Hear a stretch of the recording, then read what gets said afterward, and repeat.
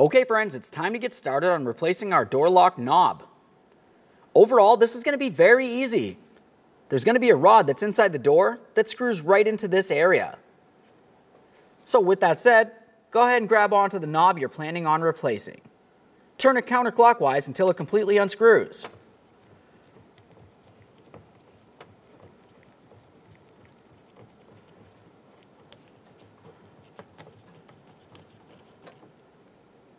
There it is, friends. Now after you compare your new knob to the original and you're sure it looks right, continue on by applying this to the rod.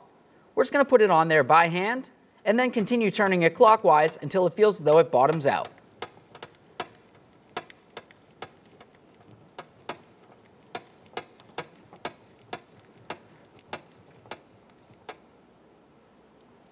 Alright, now the next thing I'm going to do is just go ahead and test this. You can either test it by hand by pressing it up and down, or even with your lock switch. As you can tell, this works perfect. Thanks for watching.